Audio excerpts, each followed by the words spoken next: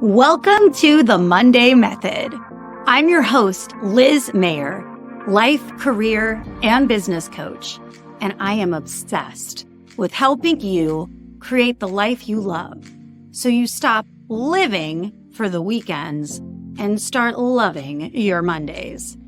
This show is dedicated to you women who do it all, from building careers to building families to becoming the version of yourself you love. This show provides you with the tools to get you off the hamster wheel of burnout so you can give what matters in your life the best of you, not the rest of you. Are you ready to create a life so good you look forward to Mondays? Then let's go. Well, half friend, welcome to the show today. In this episode, I'm going to talk at you about this term called executive presence, okay?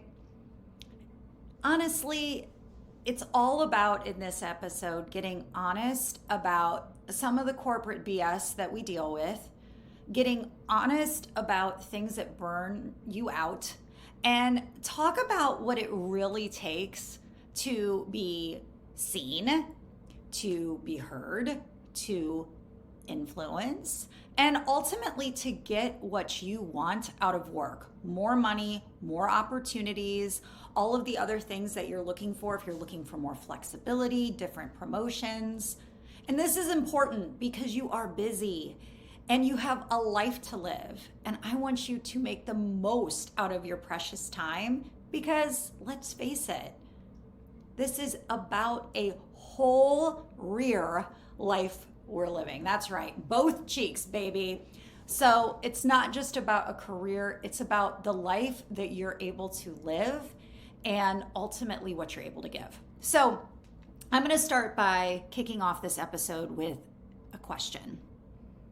How could your life be transformed if you made more money? Or if you had the ability to influence anyone in the room? And maybe if you felt an innate sense of confidence, no matter what the circumstances. Wouldn't that be awesome? So today you're going to learn about executive presence, specifically what it is, how to create it, and common barriers that get in the way of having it. And if you are joining me today for this content, then you could definitely benefit from the Speak with Swagger challenge. I think it'd be a great fit for you. It's actually a focused experience designed to help you find your voice, speak with clarity, speak with conviction, and show up like the leader you already are so you can get what you want. Okay? It is a 5-day challenge and participants are having incredible transformations in their confidence. You're gonna walk away with tools you can use immediately, from how to command a room without shrinking yourself to how to make your voice heard in a room full of louder ones. For more information on this program, you can sign up at lizmayercoaching.com/swagger. Okay, now back to what you came for. So the term that we're here to talk about today and the concept actually gets thrown around like confetti in a corporate setting, and that's executive presence. First, I want to talk about what actually executive presence is. You've heard it in maybe performance reviews, maybe you've heard it in different articles, maybe it's been thrown around, maybe your manager has said that you have it, maybe your manager has said you need more of it. But oftentimes I find that a lot of my clients don't really know exactly what it is.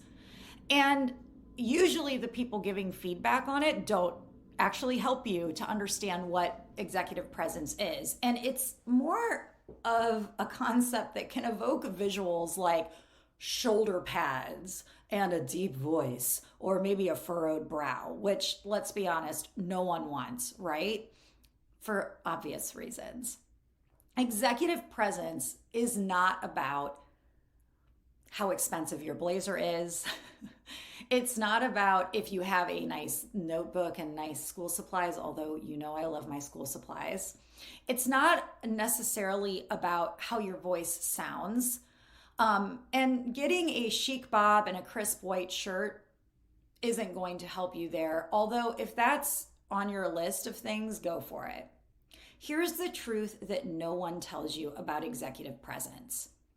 Executive presence isn't something that you earn after so many years of grinding, like a letter jacket. It is a perception. And perceptions are shaped by how you communicate. And I'm just not talking about your words, okay? I'm also talking about the nonverbals. Did you actually know that 90% of communication is nonverbal? Which is precisely why when someone asks you if something is wrong and you say, fine, they know you're not fine. So executive presence is confident communication in action. That's it. Full stop. Very simple. Okay? And executive presence is unique to you. It's unique to your style. It's unique to your personality. And when you are clearly and confidently communicating in a way that empowers you and empowers your audience, whether that's through information, persuasion, or even just listening to them, you, my friend, are in the zone of executive presence.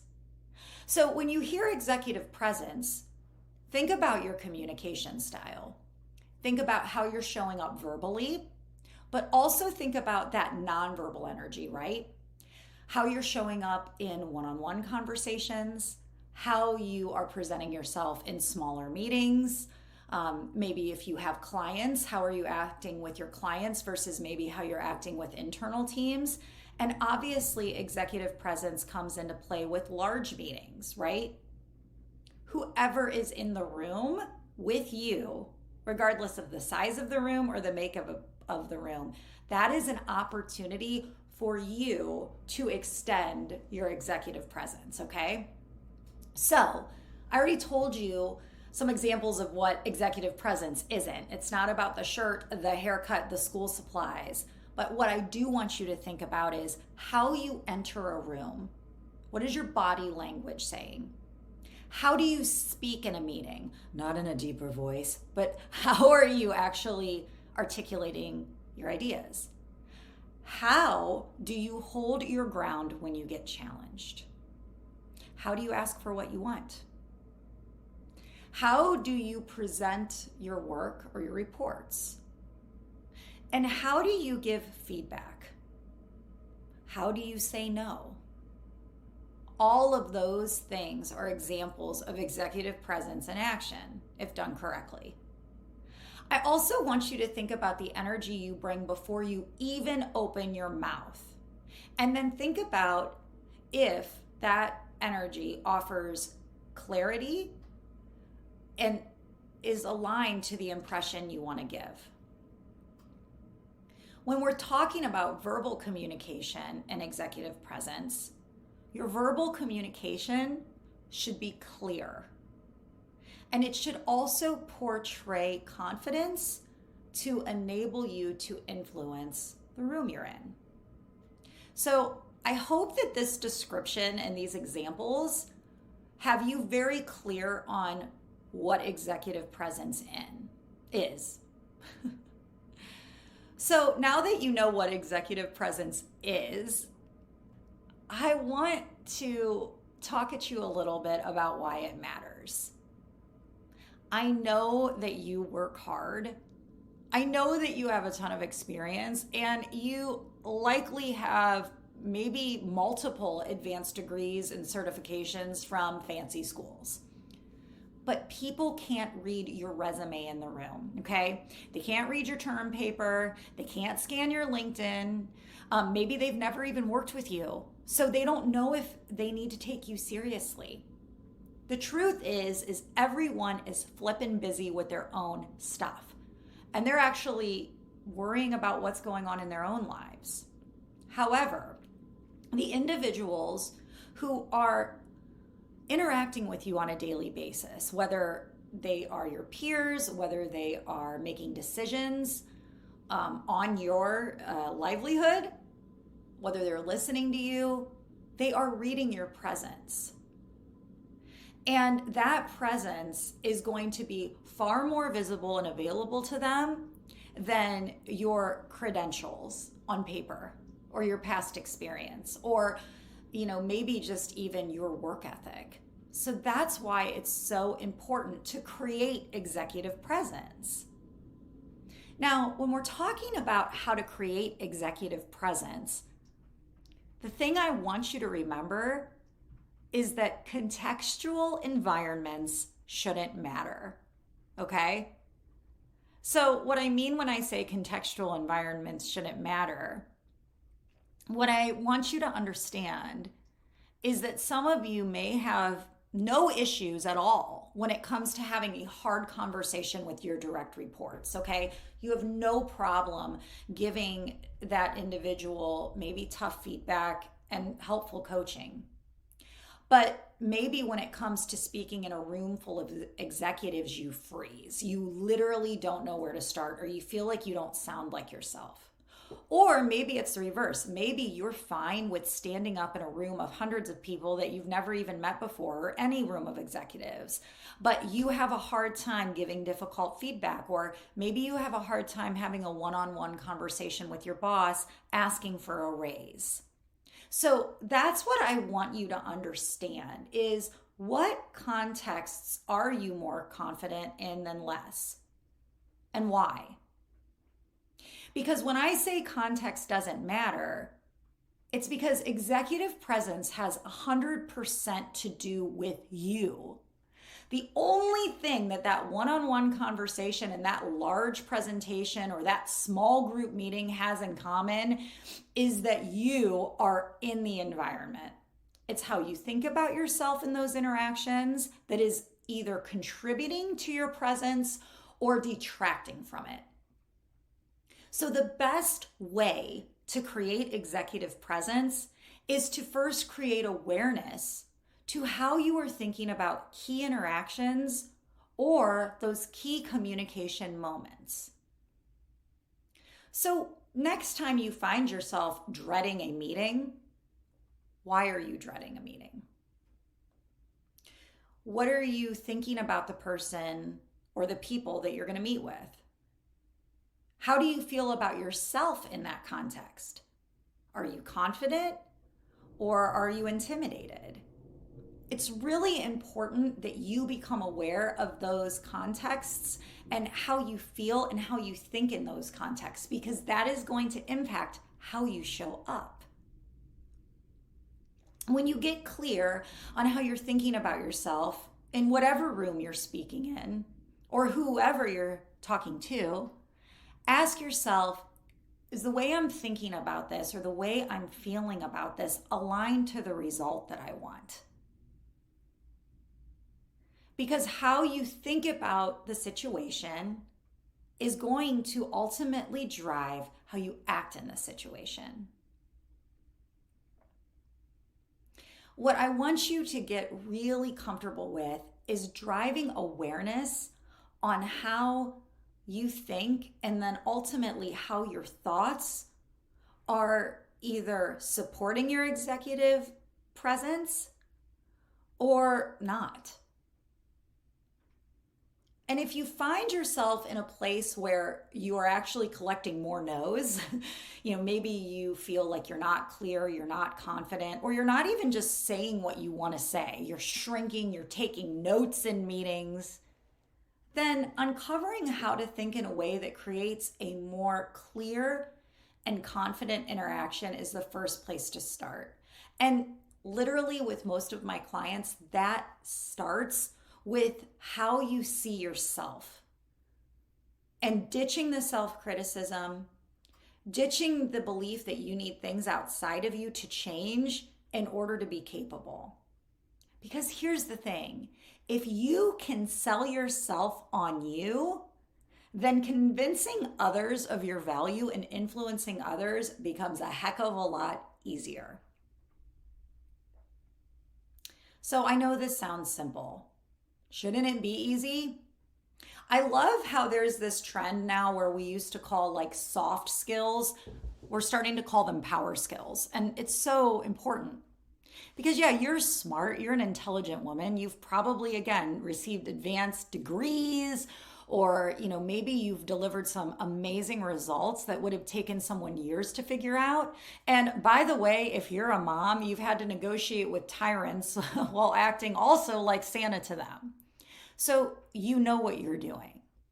So then why does something like executive presence, which should sound easy, why is it so darn hard? Well, just because something sounds easy doesn't mean that it doesn't take practice, okay? And when it comes to executive presence, there are a lot of barriers that we're all dealing with, specifically as women. So the first one I've already kind of discussed is that executive presence is vague and it's really subjective. Maybe some of you have received feedback that you need to have it, but then the manager giving it to you doesn't even know how to explain what that means to you. Maybe the manager giving you that feedback needs some help of their own. I'll never forget, I had a manager who would talk to me about making sure that I had more presence in certain stressful situations. And as he was saying this, he literally was picking his nose. A McKinsey study also have found that women get more personality-based feedback than men. Like they might be told, hey, be more confident, instead of receiving clear, actionable guidance on what they need to do to evolve in order to grow. So I think what's important for you to know is if you're getting feedback, ask for examples, okay? Regardless if your manager is a good leader or not, if you don't understand what you need to do in terms of behavioral elements or cues on how to get better at driving presence, ask. Ask to be coached in the moment, and don't be intimidated when you receive feedback on things that can change, right? The other reason executive presence can be challenging is that women have been conditioned to prioritize likability over authority. And that might serve you well as you're trying to make friendships. That might have served you well in your earlier college years, or maybe even as you're starting with a company and you're just trying to get people to know you. But as you seek to grow within an organization and build influence, you need to focus on building skills in relation to negotiation, providing feedback, often difficult feedback, and setting boundaries.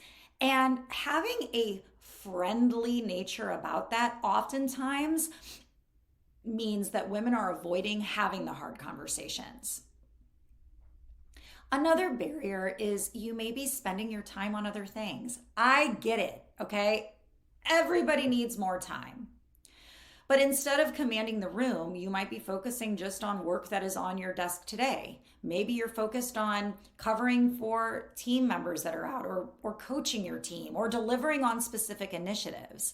However, you need to make communication a priority, and you might need to invest in yourself, not just in terms of time, but also money, if required, to create this soft skill as a superpower. Another barrier that I hear a lot from my coaching clients is they think that they need more experience. So you think you need more experience, more time under your belt in order to be deemed worthy of having this presence. What I want you to remember is executive presence, not unlike confidence, is not something that you have to earn. It's a skill that you build. And by the way, even women in very senior roles are feeling it, okay? They're feeling this gap in confidence. They're feeling self-doubt. And as a result, they're reporting higher levels of burnout. So just because you have the title or you have the position doesn't mean that these things are just going to get solved. You need to put the time and effort into them. If you're struggling with these barriers, let's get owning communication, owning your presence on your to-do list, because failing to address this critical skill is going to lead you to missed promotions, chronic self-doubt, and also burnout, because you're doing everything and you might still be feeling invisible. Here's the truth, my friend. When you learn how to flex your tone, when you learn how to leverage your language and hold space with authority, people start listening differently. They see you differently and they respond differently. And that's where your presence becomes undeniable. That, my friend, is where you flex your superpower. So if you're ready to stop feeling invisible in meetings, if you're tired of blushing or your voice getting shaky or high when the stakes are high, if you want to finally show up with the confidence you already are capable of having, then join me in the Speak with Swagger Challenge. It is a focused experience designed to transform you to show up like the leader you already are in any room you walk into. You're going to get the tools you need. You're going to be able to command a room and have those difficult conversations to get what you want. The link to sign up is in the show notes, or head over to lizmayercoaching.com/swagger. Listen, executive presence isn't about being perfect. It's about being powerful. And that starts with mastering the soft but critical skills you need. I hope this episode helps you. And if it does, please share with someone who could use this to strengthen her own voice. I'll talk to you soon. Have a wonderful week. Bye, friend. Welcome to the Monday Method. I'm your host, Liz Mayer, life, career, and business coach. And I am obsessed with helping you create the life you love, so you stop living for the weekends and start loving your Mondays. This show is dedicated to you women who do it all, from building careers to building families to becoming the version of yourself you love. This show provides you with the tools to get you off the hamster wheel of burnout so you can give what matters in your life the best of you, not the rest of you. Are you ready to create a life so good you look forward to Mondays? Then let's go.